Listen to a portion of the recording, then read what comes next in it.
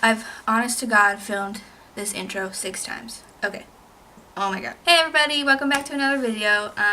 Today I'm going to talk about my favorite TV shows, all-time favorites, new favorites, stuff that I recommend that I think other people should watch, and just generally geek out about TV because I'm a nerd and I like to do that. So I've tried to film this honestly 6 times, so if this is out of focus or anything, I'm really sorry, but I just want to get this filmed because oh, I'm going crazy.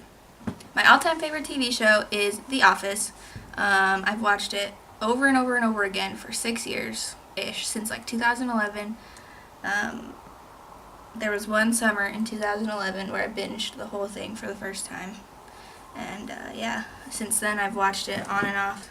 Sometimes I fall asleep to The Office, sometimes I fall asleep to different things.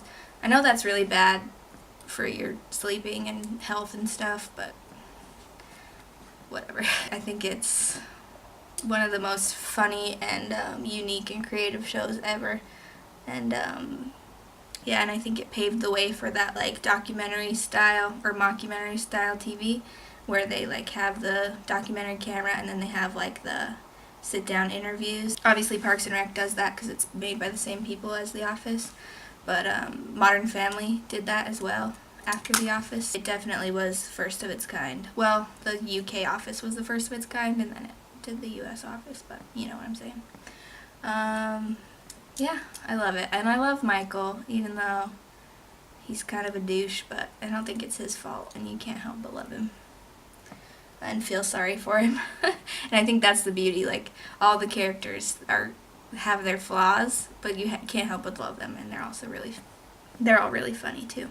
And if you've never watched it, please watch it. It's so good. And I know people say that it was slow and it starts off slow and they can't really get into it. I would recommend starting at season 2 or maybe even season 3. Start there and then go back later and watch season 1 and season 2, because season 1 does start off very, very slow if you're not into it. Also Parks and Rec. I was not into Parks and Rec for a long time. I watched the first season of it, and I was like, nah, this isn't for me. And then I didn't watch it for a long time, and then I went back and actually did the same thing where I started it at season 2, and it's so much better, and it gets you so much more into it because it's more fleshed out and the characters are more fleshed out. And yeah, I love Parks and Rec. Amy Poehler is so funny, and she's a treasure. And yeah. And it's made by the same people as The Office, but it has a different vibe than The Office. It has a more I would say wholesome and quirky vibe than The Office. And whereas The Office tries to make you feel it tries to make you feel awkward and uncomfortable sometimes with some of the jokes. And I would say the same thing. Don't start with season 1, start with season 2. 30 Rock is another one of my favorite shows. It's off Netflix now, which is really, really sad. Tina Fey is one of the most hilarious and genius people in the world. I love her so much. And I don't know where you can find it. Actually, I think it's on Hulu now. So if you have Hulu, check out 30 Rock. It's really funny. So another one of my very favorite shows that actually took me a couple years to get into is It's Always Sunny in Philadelphia. This is not a show that's for everybody. I know that. I always recommend it to people, but it's really not for everyone.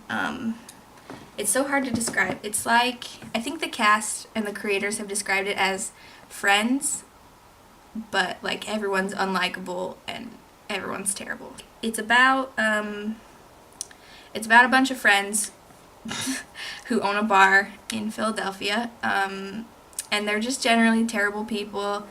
I don't know how to describe it. You just have to watch it. So they own a bar and they just run the bar terribly. They don't care about the customers.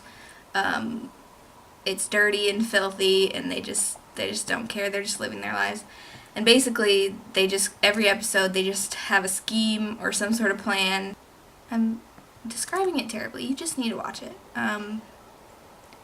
It's just hilarious, and it's very, very filthy humor. But just so funny. The 3 main guys who are the actors, they're also the creators of the show, and they write it. So it's all from them, and it's really, really funny. You might not like every episode, but some of the episodes are just like the funniest thing you've ever seen. So I would say just keep watching it. If you're not into it, I think you'll get into it. It's been running for like 12 years. There's 11 seasons. I think there's 10 seasons on Netflix right now. Like 12 or 13 episodes in each season. So there's a lot of seasons, but there's not like a huge amount of episodes, so it's easy to like binge and cruise through them. Another show that I've been watching since I was a kid and that I will defend with my life. Sorry, this is the lens cap that I'm playing with, if you are wondering. I will defend to the ends of the earth is Avatar: The Last Airbender. The show is so good. It's a cartoon, and it's kind of like anime style, but it's made in America. It's a Nickelodeon show. It used to be on Netflix, but it's not anymore. It's on Amazon now. You can watch it on Amazon. And it is a kids show, but adults can watch it too. It's so good. It's a cartoon, and it's about this world where you can bend elements like air, water, fire, whatever. I'm really bad at explaining things. I'm sorry. You're not going to take any of my recommendations because these are all going to sound terrible. But it's about this world where you can bend elements, and there's like different nations where the different benders of different elements live, and the Fire Nation is evil, and they're kind of the bad guys, and then the Avatar is someone who can bend all of the elements, and he's supposed to bring peace to the world and bring everyone together, and they're fighting against the Fire Nation who's trying to take over the world. And yeah, it's a kid's cartoon, but it's also extremely, extremely well done, well written. The animation is really beautiful, and adults will definitely like it too. It's got some pretty deep plots. Like I appreciate it, a lot of it, more as an adult than I did when I was a kid. Because kids will just like it for the cartoons and for the jokes, but it also gets very deep, and it has like really good lessons. It has really good story. So yeah, adults will definitely appreciate it, and on a different level than kids will. And also there's like a spin-off about the next Avatar, because it's like the Avatar is like the Dalai Lama, where once the Dalai Lama dies, like a new baby is picked as the Avatar, you know? So there's a spin-off about the next Avatar, who's a girl, and she is really cool and badass. It's called The Legend of Korra, and that's also on Amazon. So that's kind of like it's in the same world, but it's in the future, and it's about the next Avatar. And that's more grown up. That's definitely more grown up. Like that one's like on the borderline of like not even for kids. It's more like dark and stuff like that. Look at that lizard. Look at it.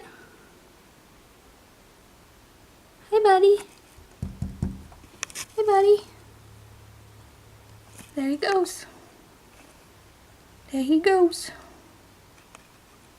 Okay, stopped recording while in the middle of me ranting about Stranger Things, so I have to start again. Yes, I love Stranger Things. I thought the season was super, super good. I liked the bigger scale of it. I liked the way that they took it like in a different direction.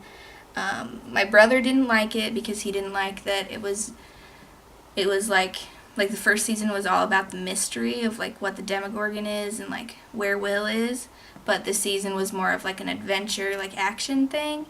And like that's true, but like I don't think that that's a bad thing. Like of course, like now we know what the Upside Down is and stuff, like the mystery's gone, and there's nothing that we can do to help that, you know. So yeah, I really loved it, and I love all the characters. I love Eleven, and I love Mike and Dustin, and I love Hopper. So if you haven't watched Stranger Things, if you haven't even watched season 1, please do, because I know there's a lot of hype around it. Everyone's talking about it, but like there's a reason. It's because it's extremely good. It's very good television.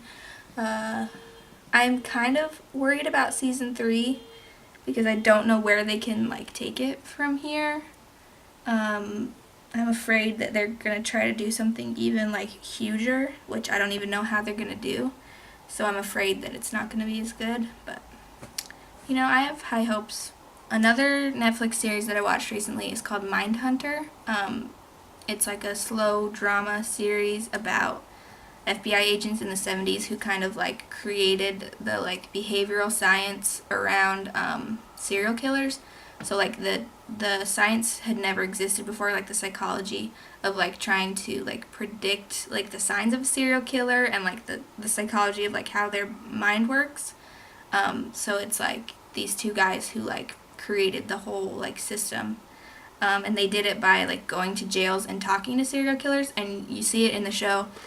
They talk to like, I know like I'm kind of a true crime nerd, so like the regular person wouldn't like fangirl and freak out about seeing serial killers on a TV show. And I know that sounds bad, but like I'm kind of obsessed with true crime. I don't really talk about it much because people think I'm crazy because I like to talk about serial killers. So yeah, I kind of fangirled in the series because you see like some really famous serial killers, and like the actors who play them are so good, like it's amazing. So yeah, it's like it's not like a super action show, and it's not like bloody and violent like you'd think a show about serial killers is. It's like but it's fascinating, and it's like about psychology of like how their brains work and how they can like go about like obviously doing these terrible crimes. I know some people out there will understand, like some people like true crime like me, but some people don't. So like if you don't understand like why that would be like amazing and fascinating, don't worry, you're a normal person. The lizard is back. Hi buddy. He's just hanging out. Bob's Burgers. One in the air for pour one out for Bob's Burgers. It's no longer on Netflix. It's a real loss. It's a real tragedy. I felt it really hard because I love Bob's Burgers. I think it's on Hulu now, so if you got Hulu, please tell Bob's Burgers that I miss it. I want it back. I just finished watching the first season of Riverdale a little while ago. It was alright. I am in love with Cheryl Blossom. I want her to yell at me. I want her to punch me in the face. Oh, and I love Jughead. Bless Jughead's heart. I hate Archie. The guy who plays Archie. It's just like, I don't care. Okay, I'm just gonna wrap it up. I can't remember what I talked about. I blacked out. I hope maybe you found something to watch. Subscribe to this channel. Links to Twitter and stuff will be below. And that's about it. See you guys next time. Bye.